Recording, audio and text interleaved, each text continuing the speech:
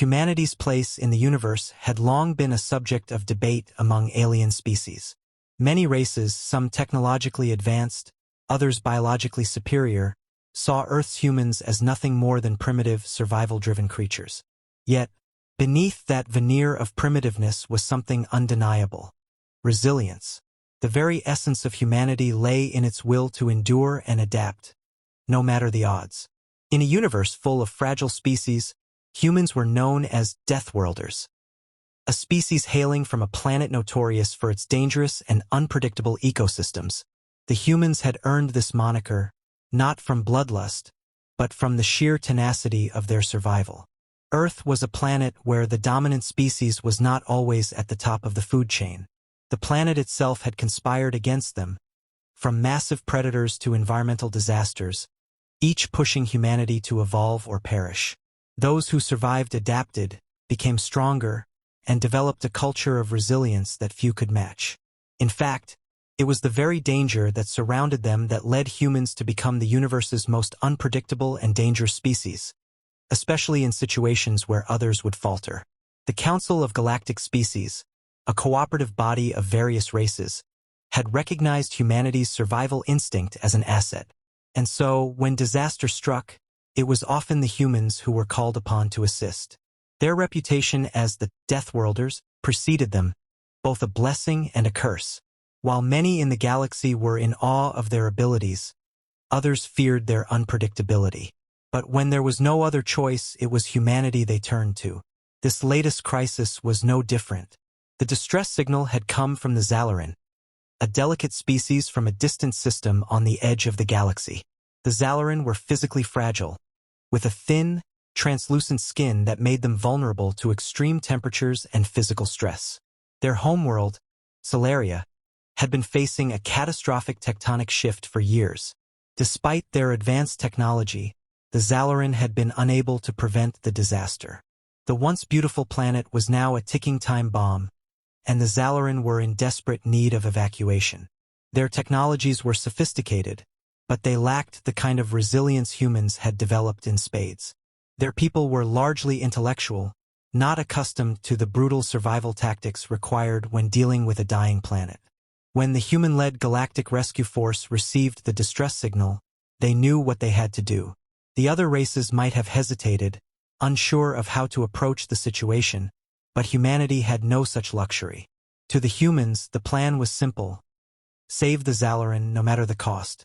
The human team assembled for the mission, each member handpicked for their specific expertise. The leader, Captain Eleanor Miles, was a seasoned commander with years of experience dealing with difficult and hostile environments. Her calm demeanor and sharp mind made her the ideal candidate to lead the team into the chaos that was about to unfold. Alongside her were engineers, combat specialists, and medics, each one well-versed in the unique challenges of working under extreme conditions. Unlike other races, the human team knew that no amount of technology could replace the instinct to adapt to danger. As the team prepared for the mission, the Zalaran representatives were filled with both hope and trepidation. To them, humanity represented both salvation and fear. They had heard the stories, how the humans had subdued entire armies of invaders, how they had survived in environments that would leave any other species dead within hours. The Zalaran had no such abilities. Their entire physiology was based on fragile organic systems, incapable of withstanding the conditions that awaited them. Some of the alien leaders, particularly from the more pacifist races, questioned the wisdom of allowing humans to take charge. After all, they had seen the way humans responded to crisis: quickly, decisively, and often ruthlessly. Still, there was no time for debate. The Zalaran's fate had already been sealed by the catastrophic chain of events they could no longer prevent. The rescue operation would begin immediately. The humans' approach was immediate and methodical. While the Zalaran had considered using their advanced ships to evacuate, they were too fragile to operate in the harsh conditions of Solaria. The rescue team's first task was to set up a perimeter to prevent the environmental chaos from overwhelming the fragile alien population. Captain Miles and her team understood what had to be done. They would provide the physical protection and resolve that the Zalaran lacked. It would be up to humanity to lead the evacuation, to be the ones who would guide the Zalaran to safety. To some alien species, this would have been a daunting task. But to humans, it was just another challenge to conquer. The human team, led by Captain Miles, would work relentlessly to ensure the mission succeeded. The aliens were fragile, vulnerable to dangers their own technology could not combat. But humanity knew how to survive, even when there seemed to be no way forward. As preparations continued, the anxiety among the Zalaran grew. They had seen humans in action before, but never in a situation where their survival would depend entirely on human expertise. The Zalaran were used to relying on their intellect, their technology, and their pacifistic nature to navigate the universe. Now, faced with their own mortality, they could do little more than hope that the humans' reputation as relentless survivors would live up to its promise. The humans, however, were not deterred. For them, the mission was a matter of survival, not just for themselves but for those they were sworn to protect. Humanity had always faced the harshest odds and emerged victorious. The Zalaran had their hope, but the humans had their strength. And in the end, it would be humanity's unyielding will to survive that would determine the outcome. As the rescue operation began, the humans knew that this was just another chapter in their long history of proving that, when it came to survival, no one was more equipped than the Deathworlders. The call had come through, and the gravity of the situation was undeniable. The Zalaran were on the brink of extinction, and they had no choice but to turn to the humans, the Deathworlders, for aid. Their technologically advanced systems had failed. Their fragile bodies were unable to withstand the ongoing seismic events ravaging their planet, and their best scientists had admitted defeat. The Zalaran had only one option left: humans. Captain Eleanor Miles and her team stood at the command center, the silence in the room palpable as the Zalaran representatives made their desperate plea. The task ahead seemed insurmountable, but for humans, that was never a deterrent. Miles' team had seen worse, had been through worse. This was just another mission, another opportunity to prove that no environment, no species, and no disaster could challenge them beyond their ability to adapt. As the briefing session ended, the team moved quickly. They were assigned roles based on their expertise, but the mission's true strength lay in their unity. The engineers would assist in stabilizing structures and setting up emergency shelters. The medics would care for the injured and administer immediate first aid, and the combat specialists would deal with any external threats. But above all, every human on the team understood the core principle: survival. This was not just about rescuing the Zalaran. This was about ensuring that every human member returned alive, their reputation as Deathworlders intact. The Zalaran were a vulnerable species, and they understood their limitations well. They relied on their intellect, but now, that intellect could not protect them from the raw forces of nature tearing apart their planet. The humans understood that their role was not to negotiate, not to strategize, but to act, to step in where the Zalaran had failed and fight through the adversity. Their natural instinct to survive would carry them through when the Zalaran's technology couldn't. However, doubts persisted among the alien species present. While the Zalaran leaders knew their species was incapable of handling the disaster without help, some of the other races in the galaxy questioned the wisdom of depending entirely on humans. There were whispers among some of the more pacifist races. How could humans, known for their aggression and unpredictable nature, truly help the Zalaran without taking advantage of the situation for their own gain? These were questions that gnawed at the backs of the minds of the council members. Yet the decision was already made. The human team would go, and they would do what needed to be done. Captain Miles, with her years of experience in the harshest environments, understood the risks, but also knew that her team was better prepared than any other species in the galaxy. They had survived time and time again against all odds, and this would be no different.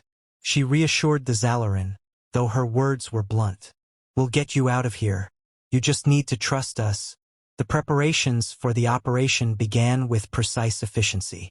While the Zalaran were still hesitant, unsure about how to react to the presence of the humans, Captain Miles focused on the mission itself. Her squadron was ready. They had dealt with worse environments than Solaria's volatile terrain, and their survival was not just a matter of skill, but of instinct. It wasn't about the technology. It wasn't about the tools they carried. It was about how far they were willing to go, how deep they were willing to dig into their will to survive. The first challenge was reaching the surface of Celeria. The planet was rife with environmental instability, its tectonic plates shifting with violent tremors. No amount of advanced alien technology could hold up against the brutal forces that had begun to tear the world apart. The Zalaran structures were collapsing, their cities disintegrating under the weight of the planet's violent changes. The human team was tasked with securing a safe path to the evacuation zones, ensuring that the evacuation could proceed without delay.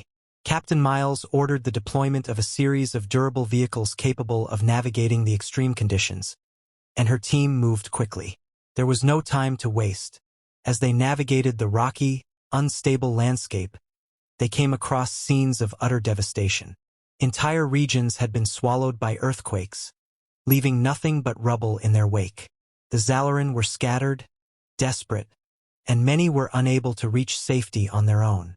It became clear that the only hope for them lay in the human team's ability to keep moving forward, no matter the cost. The humans took charge immediately. The Zalaran had tried to evacuate using their own vessels, but they were ill-equipped to handle the seismic disruptions. The human engineers were quick to adapt, converting their vehicles into makeshift shelters to protect the civilians and transport them to the safer areas. As human medics worked tirelessly to stabilize the injured, combat specialists ensured that no hostile elements could threaten their mission. Despite their fragile physiology, the Zalaran had some ability to defend themselves, but they lacked the combat expertise humans carried with them. The humans moved with a singular focus. Every action, every decision was based on survival. There was no room for hesitation, no room for second-guessing. As the mission progressed, the humans found themselves not only saving the Zalaran from the planet's collapsing infrastructure, but also from the dangers that lurked beneath the surface, beasts native to Celeria's extreme conditions, creatures that had never encountered the likes of humanity before. The humans fought back with fierce resolve, not out of aggression, but out of necessity. Their instincts to protect and ensure the survival of those they were responsible for kicked in, and it was evident that no force in the universe could stand against them when they were committed. For the Zalaran, this was a revelation. Their culture had always valued intellect, peace, and coexistence. They had never been forced to fight for their lives, to adapt to the chaos of survival. Watching the humans work was a sobering experience. Their calm in the face of such chaos, their ability to keep pushing forward despite the obstacles, was a sight few of the Zalaran had ever seen before. The other alien races, while watching from a distance, began to realize that the stories of the Deathworlders weren't just tales of aggression. They were stories of unyielding perseverance. With each passing hour, the human team proved their worth, driving home the message that humanity's strength was not just in their weapons or their technology, but in their unwavering will to survive and to protect those in need. The Zalaran were fragile, yes, but humanity had something they did not: the ability to adapt, to think outside the box, and to do whatever it took to ensure their survival. In the face of overwhelming adversity, the humans led the charge. The rest of the galaxy had underestimated them before, and they were about to see firsthand what it meant to have Deathworlders in charge. The human team didn't waste time. As soon as they touched down on the planet's surface, the urgency of the situation became clear. The Zalaran were fragile, their bodies unable to withstand the stresses of the planet's environmental collapse. Buildings were crumbling, seismic tremors shook the ground with terrifying regularity, and the air was thick with dust and dangerous particulate matter. Yet, while the Zalaran struggled to stay on their feet, the human team adapted immediately, their focus entirely on the task at hand. Survival. It was something humans didn't just do, they thrived in it. Captain Miles barked orders as her team dispersed, quickly setting up safe zones, and immediately beginning to organize the evacuation process. There was no time to hesitate, no time to consider the magnitude of the danger. The humans didn't pause to wonder if it was even possible to save everyone. They just began the work. They worked with a cold efficiency that left the Zalaran in awe. Where others might have faltered, paralyzed by the gravity of the situation, the humans simply kept moving forward, building, planning, and securing the area with a relentless determination. The first challenge came quickly. As the team advanced into the disaster zone, they encountered a massive, shifting fault line that had split a city into two, leaving many Zalaran trapped on one side. The human engineers took immediate action. They rigged a series of temporary bridges made from materials scavenged from the wreckage, allowing the Zalaran to cross over the chasm safely. Meanwhile, the combat specialists fended off large, aggressive creatures that had begun to wander into the area, attracted by the chaos. Their instincts kicked in, and they moved with a speed and precision that left the alien wildlife no chance. The Zalaran had technology capable of detecting and analyzing threats, but their machines were no match for the unpredictable nature of the planet's destruction. It was a constant battle against the elements, with the humans leading the charge, figuring out solutions to problems as they arose. When a storm swept through, the Zalaran huddled inside their shelters, unable to deal with the torrential winds and the thick mud that clogged the air. The humans, on the other hand, set up makeshift barricades, reinforcing shelters, and using their vehicles to create a safer route for the Zalaran to travel. The real test came when they encountered a massive, unstable section of land that was on the verge of collapsing into the ocean below. The humans had no choice but to create a new pathway, one that could bear the weight of the Zalaran population, but also withstand the constant seismic activity. They didn't hesitate. The engineers immediately began constructing temporary structures, using everything from makeshift cables to salvaged steel beams. The human team's ability to adapt to these dire circumstances was on full display, and it was clear that without them, the evacuation would have been impossible. Meanwhile, the medics were performing miracles. The Zalaran's fragile physiology made them prone to injuries, and many of the refugees had sustained damage from the collapsing buildings and the panicked rush to escape. The human medical team didn't have the advanced alien equipment the Zalaran were used to, but they had something better: quick thinking and hands-on expertise. They treated wounds with improvised materials, used basic field medicine to stabilize the most severe cases, and kept the Zalaran alive long enough to reach safety. Every step forward was met with obstacles, but the humans never hesitated. The Zalaran, who had once doubted the humans' ability to handle the situation, were now beginning to realize the extent of humanity's determination. The human team worked in harmony, each person instinctively knowing their role, anticipating the needs of their comrades before the request was even made. The air was thick with tension, and every second felt like it could be their last. But the humans didn't flinch. They had been trained for this. They had survived worse. As the team advanced deeper into the chaos, Captain Miles surveyed the situation. It wasn't just about getting the Zalaran out alive. It was about showing the galaxy that humans were not to be underestimated. The evacuation was more than a rescue mission, it was a statement. Humans had been feared, misunderstood, and underestimated by many races. But in this moment, as the planet continued to shake beneath them, the Zalaran saw the truth. Humans were the ones who would rise to the occasion, who would stop at nothing to ensure survival. When others faltered, when others hesitated, the humans did not. The team encountered yet another crisis. A powerful explosion rocked the landscape, and a portion of the planet's crust began to shift dangerously, threatening to swallow up the remaining Zalaran civilians. As the ground began to tremble, the humans sprang into action. There was no time to lose. They quickly formed a defensive perimeter around the group of refugees and began moving them toward an evacuation shuttle. The explosion had created a rift in the ground, and the humans were forced to improvise, using whatever tools they had at their disposal to navigate the chasm and secure a path forward. The Zalaran, in their panic, hesitated, unsure of what to do. They weren't used to this kind of danger, this kind of immediate life-or-death urgency.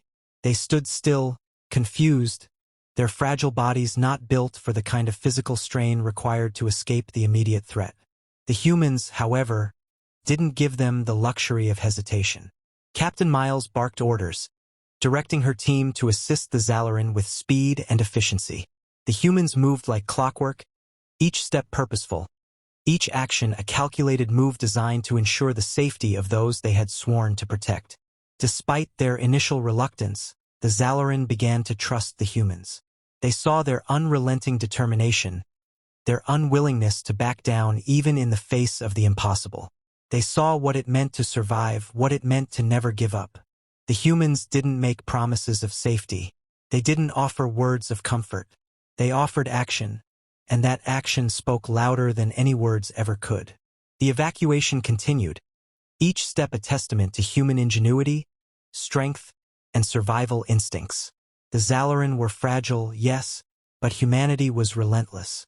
The humans' tenacity was their greatest weapon, and as they led the Zalaran to safety, it became clear: no disaster, no force of nature, and no alien threat could ever defeat humanity's will to survive. As the operation entered its final stages, the human team found themselves at the heart of the Zalaran crisis.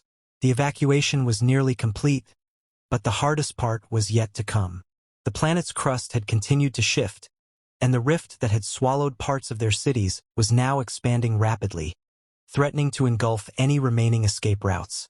With only hours left before Celeria's core would collapse entirely, the human team was tasked with securing the final group of refugees and ensuring their safe transport off the planet. This was not just a rescue mission. It was humanity's moment to prove its strength, its resilience, and its unwavering commitment to those in need. Captain Miles stood at the forefront of the operation, watching the Zalaran as they prepared for the final leg of their journey. Their faces, once filled with fear and uncertainty, had begun to show a glimmer of hope.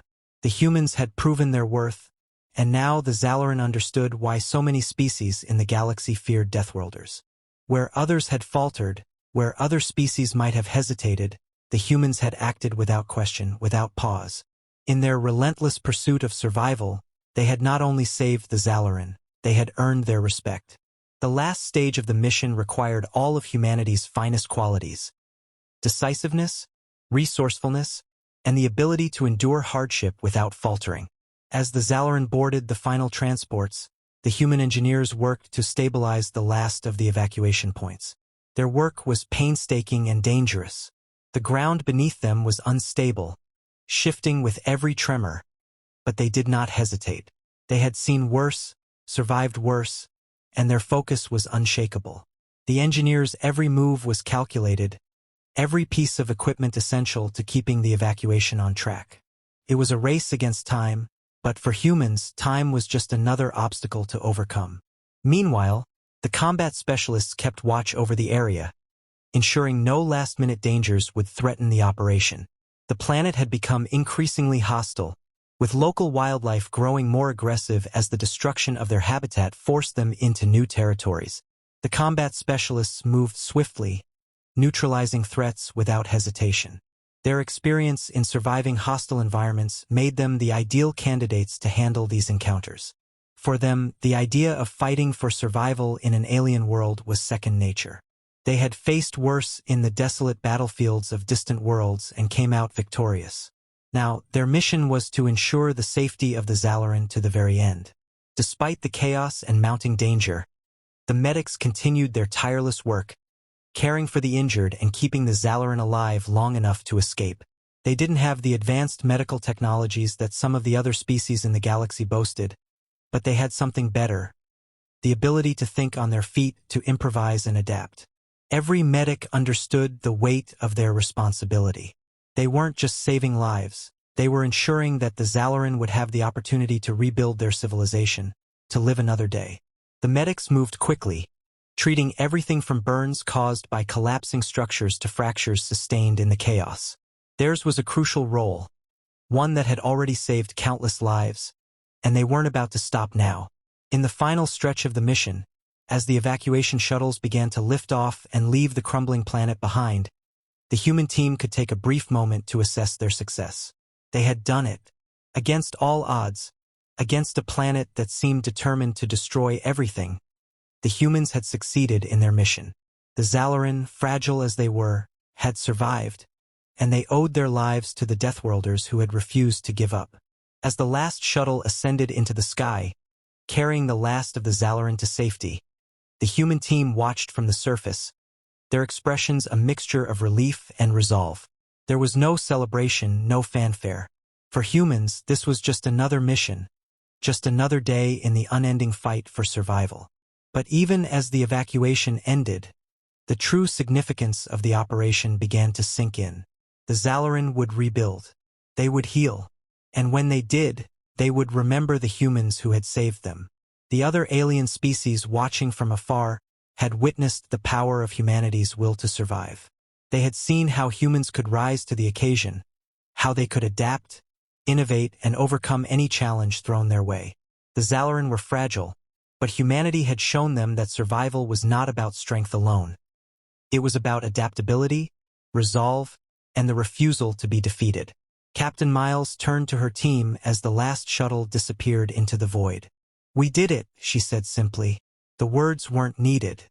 The team knew. They had done more than rescue a species. They had proven that humanity, the so-called Deathworlders, were a force to be reckoned with. They were survivors. They were warriors. And when the galaxy was in peril, it was humanity that would rise to the challenge, no matter the cost. The human team began their retreat, heading back to the transport ships that would carry them home. The mission had been a success, but for them, it was just another chapter in a long history of proving that no species, no matter how powerful, could ever match the raw, unrelenting will to survive that humanity possessed. The Zalaran would go on to rebuild, but humanity's legacy would live on in every corner of the galaxy. They had once again demonstrated that when it came to survival, no one did it better than the Deathworlders.